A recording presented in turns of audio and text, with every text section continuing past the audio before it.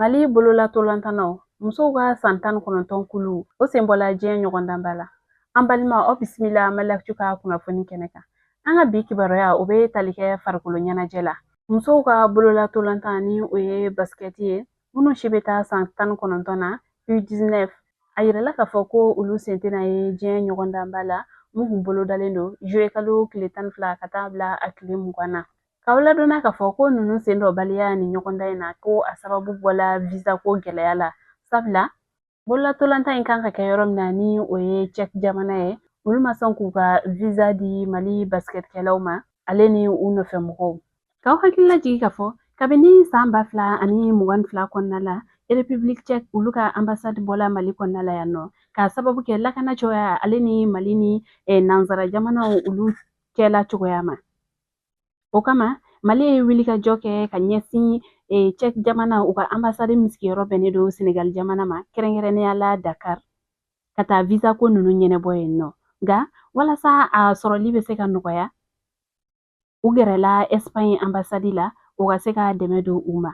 Nka o si la ni visa ko ninnu ma se ka ɲɛ sɔrɔ.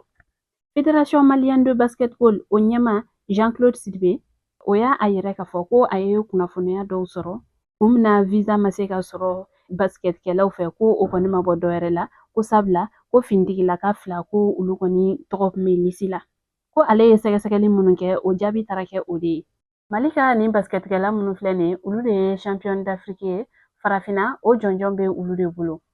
Mali minisiri min ka baara ɲɛsinnen don farikolo ɲɛnajɛ koyaw ma Abdul Kasim Ibrahim Fomba ale a yira a ka sɛbɛnw kɔnɔna la k'a fɔ ko a bɛ waati jan bɔ u ye wulikajɔw daminɛ walasa visa ninnu ka se ka sɔrɔ ko Dakar jamana kan u ka wulikajɔw cayara yen nɔ Czech jamana ka ambassade min sigilen don yen nɔ. O hukumu kɔnɔna la minisiri ale ni Mali basketkɛlaw u tɔgɔlasoba min bɛ Mali kɔnɔ yan nɔ olu ye u fanga fara ɲɔgɔn kan ka nin waleya in kɔn kosɛbɛ.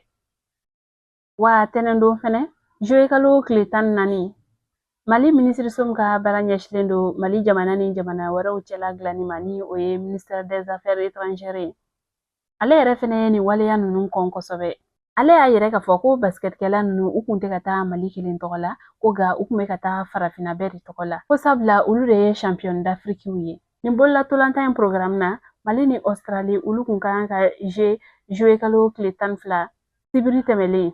Mali ni Faransi olu kun kan ka juwe fɛnɛ karidon juwe kalo tile 13.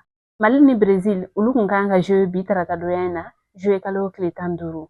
An balimaw ni kibaruya ne tun b'an bolo ka da aw tulo kan ani ce a ka kulomajɔ la aw k'an bɛn diɲɛ sanga wɛrɛ.